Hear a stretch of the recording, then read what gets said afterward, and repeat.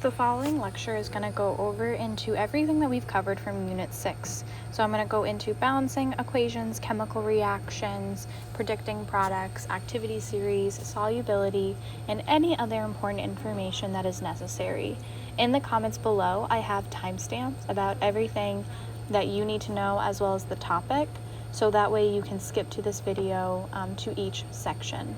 If you have any further questions, please let me know, but other than that, let's get into it. The number one thing that you need to remember with Unit 6 is how important naming is. So last unit, in Unit 5, primarily last semester, we went over naming for acids, bases, ionic and covalent compounds. Knowing how to do the crisscross, how to do names, how to go from a formula is extremely important that you know how to do that, especially when you're dealing with predicting your products or writing out a formula that is given to you, that is written out. So if you're still having a hard time with naming, please make sure that you review that before going into the test. A lot of you had a really good grasp on it, but if you do not know how to do that, please review that. The number one thing is you need to remember the general format of my reactions. My reactants are always on the left of my arrow and the products are always on the right. This will show that a chemical reaction has happened. As you recall, all these equations are going to follow the law of conservation of mass. So if I have a certain amount on one side, in this case if I had 1 gram of magnesium and 0.2 grams of oxide, my product side should also equal 1.2 grams.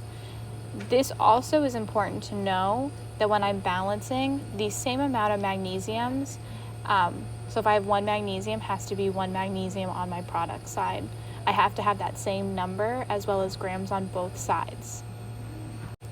We have our skeleton chemical equations. These are our unbalanced chemical equation. So these are no coefficients included. It is just my skeleton, meaning if I have a diatomic gas, then I'm going to be writing those out. If I have a compound, I'll make sure I use my subscript, but I'm never, ever going to use those big numbers in front of my elements. A balanced equation is when I use those coefficients. Coefficients are those big numbers. So for example, oh goodness, my 2 in front of my 2 H2s and my 2 H2Os make it balanced. The next thing you need to understand is the Hofbrinkel gases. These are my diatomic gases, meaning that they exist with 2 when they are individual elements. So in a compound, I will not have H2Cl. I'm going to need to balance my charges, but if I write it on its own, it will always be shown as H2 or O2. So it's always going to be the hydrogen, oxygen, fluorine, bromine, iodine, nitrogen, and chlorine gases. You want to make sure that you memorize these. That's why we use the Hofbrinkel. So I have my hydrogen, oxygen, fluorine, bromine, iodine, nitrogen, and chlorine. So that's my little fancy name. The next thing you need to know is about showing your states of matter. When you're showing your states of matter, you're going to have your little denotions of solid, sometimes liquid. Liquid, because the L can look a little funky, you can draw it with a little loop like a cursive, and our gas. Aqueous and precipitate are used in my double replacement reactions, and that's when I'm using that solubility chart. So you're not going to see those naturally unless it's a double replacement. You will always see solid, liquid, and gas outside of that. Now, what if a metal is listed as a solid? Solid metals don't have subscripts. They're always going to be written as individual. So they're just using their elemental name. So for example, if I had solid sodium, I'm going to write that as Na, and then I'm going to use a parentheses S and my subscript. I'm not going to do what a Hofbrinkel does where I add that 2. It's always just going to be presented on its own. Now, what to look for determining reaction types? You want to focus on how many reactants or products are there. Are there any singles or my unbonded elements? These are also considered lone elements. So if I have one element in a compound, I'm dealing with a single. but you always want to focus on how many reactants or products you have. Are there any reactants or products that you recognize, like water or carbon dioxide? That will help, because some of the chemical equations that you're dealing with, the reactions, have the same amount of products or same type. Next, you want to notice is, do elements or polyatomic ions switch places in chemical compounds? This will also help with identifying the type of reaction. Now that we've gone through a little bit of review, let's talk about classifying chemical reactions. And I know my text kind of messed up. If I'm dealing with a combination or a synthesis, this is where I have only one product, and this is on that right side of the arrow. You never need to predict products for these types. So a good example of a synthesis is I could have H2 plus O2 produce H2O. I see that combination from my starting reactants, and I'm ending with that one product. The second kind is decomposition, and this is where I have only one reactant. This is the left side of my arrow. This one requires the most energy to happen, and just like the first one, you're never going to need to predict the products. An example for a decomposition could be H2O decomposes to form hydrogen gas and oxygen gas.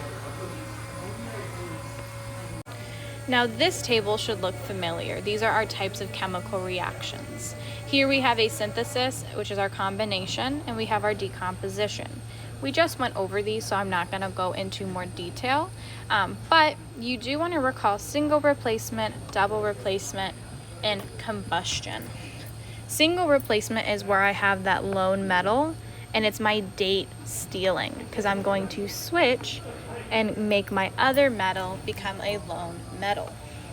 So this one, you're always dealing with a compound and an individual element and a switch between my metals.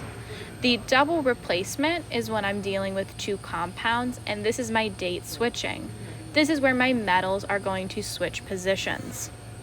So, great examples, I have B and C, and once I have my reaction, C and B switch places. Next is that combustion. Combustion is where you're always going to have the results, the products being CO2 and H2O, and you're going to see a hydrocarbon reacting with O2. A hydrocarbon is always a carbon with a weird amount, hydrogen with a weird amount, and sometimes an oxygen with a weird amount. It's always a covalent compound. Neutralization is one that you do need to remember to predict, but this is always occurring between a strong acid and a strong base.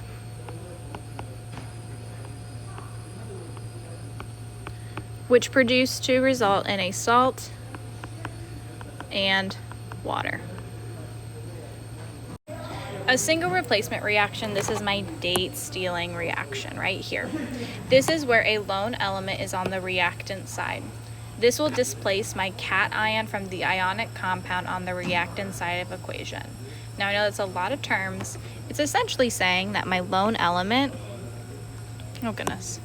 my lone element is going to try and kick out the metal in the compound. So then it switches positions, and that metal becomes its own. Let's look at an example together. This is where I'm going to use my activity series.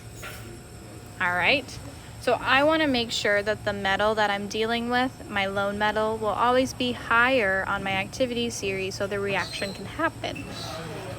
Excuse me. So in this case, my magnesium is going to switch positions with my iron, and my iron becomes a lone, and the magnesium joins my compound. We can also see this with the silver. The silver can displace my copper, and so my copper becomes a lone. You want to use the activity series when predicting products, but because these are given to you, then you should be able to identify that this is a chemical reaction for single replacement. Quick review about activity series. This is where that lone metal can steal if it is ranked higher on the activity series. They're going to fight over the anion. The lone element can be considered a halogen, and this is where they fight over the cation. What you want to focus on really is the metals. So make sure that your lone metal is higher on your activity series. A double replacement reaction is when I have two ionic compounds as my reactants and they're going to switch partners. In this case, my calcium and my magnesium switch on the product side. So this is where I'll see my switch. Both starting compounds are always going to be aqueous, meaning they have been dissolved in a solution. This is when you're going to use that solubility table to see if the products are soluble or insoluble. To really write your double replacement reaction, what I recommend doing is rewriting your cations on the right side of the arrow. And then you're going to switch your anions. If doing your cation switch and write your anions the same, that also works. But these will give you charges. Make sure that you're still doing your crisscross when you're doing this, because you want a neutral compound.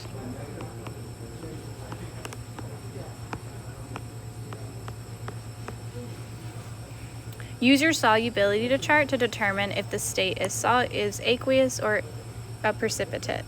So this is when you'll see those letters here. This will always be used with a double replacement.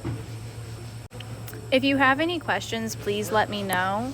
Make sure that you do email me with anything that you might have, or visit with me before or after school.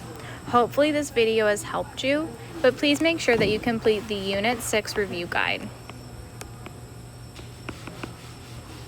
If you're having a hard time, make sure that you do take the time to look up some YouTube videos. There are excellent resources out there. But if you have anything, please let me know. Other than that, I hope you have a wonderful day. Bye.